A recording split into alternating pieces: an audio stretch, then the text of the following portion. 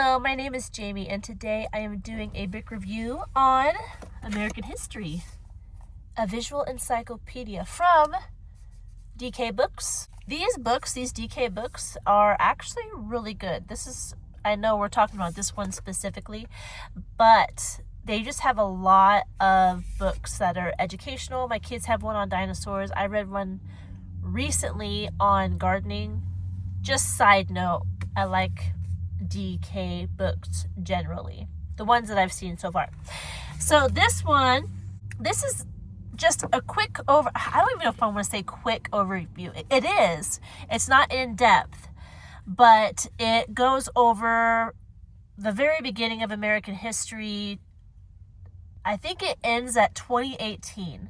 Obviously, with history books, it's kind of tricky because they have to end sometime to be published. This one was published in 2018, and at that time, obviously, history had only gone that far. So we have 8 years of history past this book. But for what it's used for, it's good. It's got a lot of pictures, a lot of little facts. Let me just tell you real quick. I want to say 3 books for our unit on United States history. And it took us a couple years to get through it. It was a pretty in-depth unit. What we did, I can't remember the names of the books. I did reviews for them on this channel. We did the blue book, the brown book, and they were like part 1, part 2. They came together. And then this was supplementary to those 2 books because those 2 books had like columns of information. You could just read about these events in history, whereas this has little snippets of what happened, and I'll show you. Let me show you. This is what typical pages look like. You got illustrations, but you also have actual pictures, and it varies what is the main picture on the page. Sometimes it'll be an actual picture. Sometimes it'll be an illustration. Sometimes it'll be a map. It just depends on what's being taught at the time. But this is what you're looking at. You just have little pieces. This font is bigger. I don't know if you can see than like this font. And it's because this summarizes both these pages. And then after the summary, it goes into more detail with these sections of print. And then the really tiny, right here, the really tiny font is describing whatever picture it's next to. So we have here, they also have these boxes of just odd facts that go with the page. Let me show you another page. This was the English colonies. Here's one for the first modern war. You can see there's always a big picture in the middle, and then all these different side things you can look at to get more information. On this page, it looks like they have little, like stuff we don't use very much anymore. Here's an old cannon. I'm not sure what this is.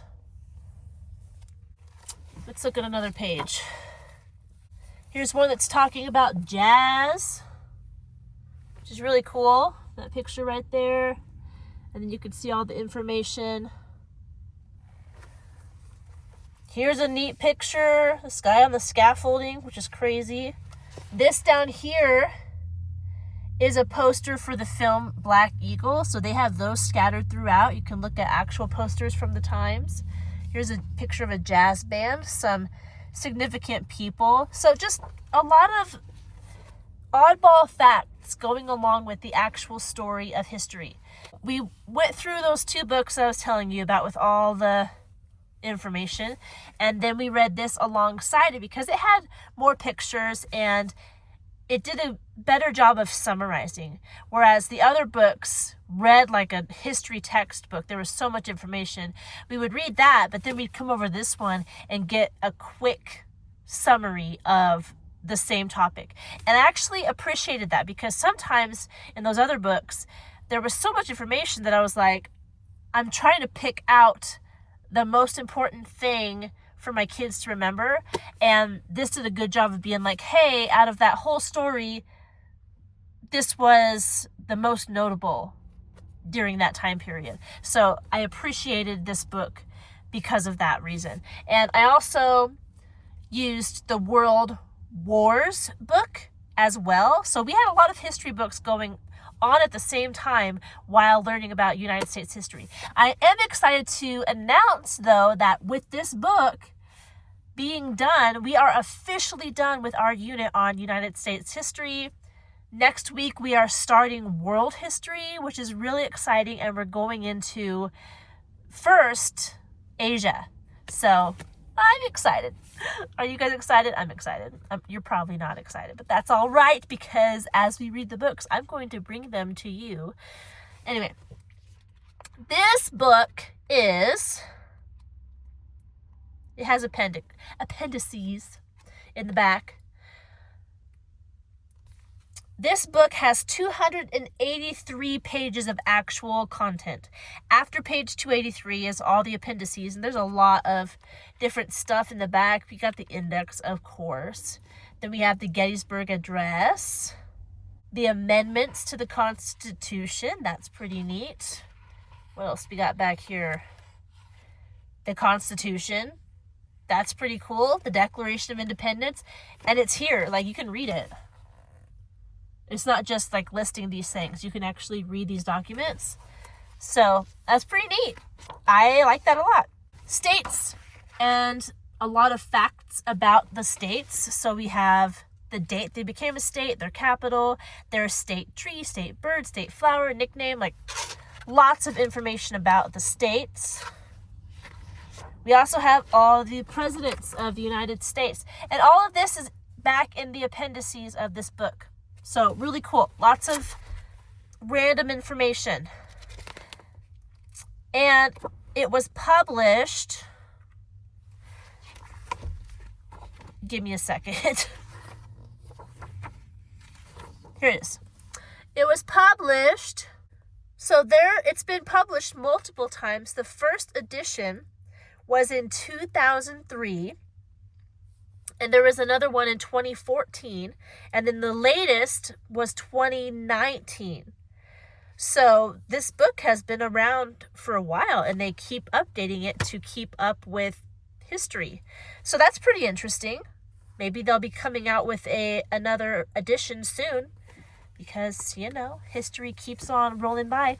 I did have one complaint with this book, and that is it is a little bit left-leaning. And most of the book wasn't a huge deal.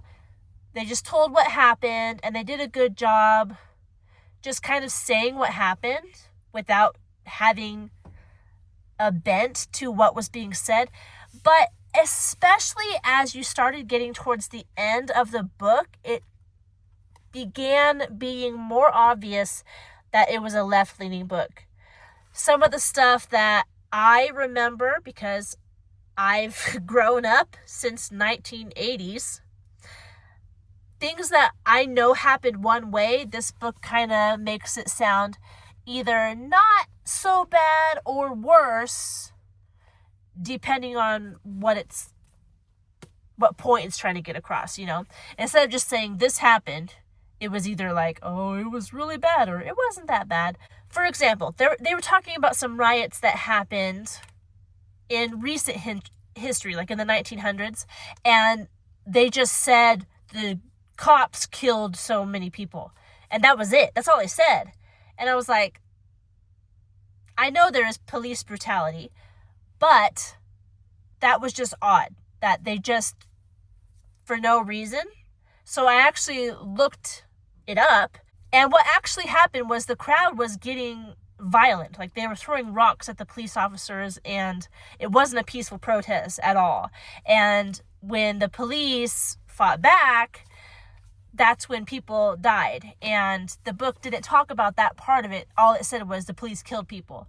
And I don't like it when police kill people. I think that should be avoided as much as possible.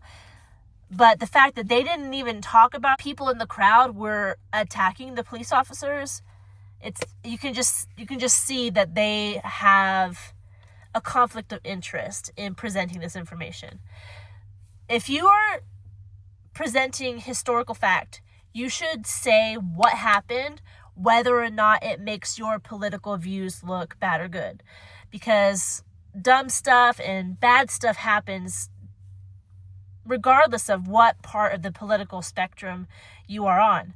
So say if, obviously I don't know what you are watching this, but say if you're right-leaning and President Trump does something unsavory, as he often does.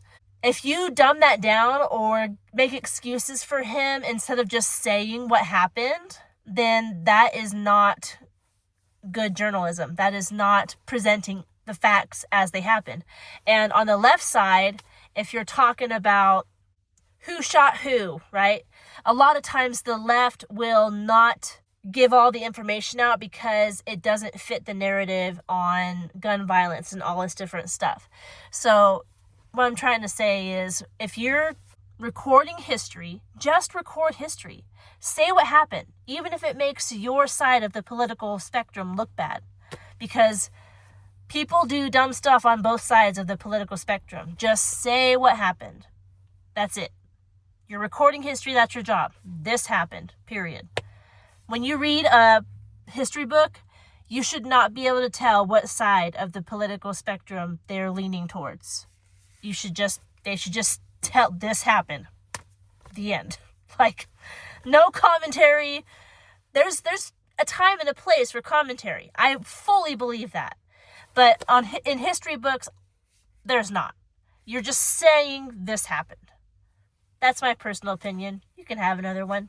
But that's just what I think when I'm reading history books. I appreciate it when they say, on this date, this person did this thing.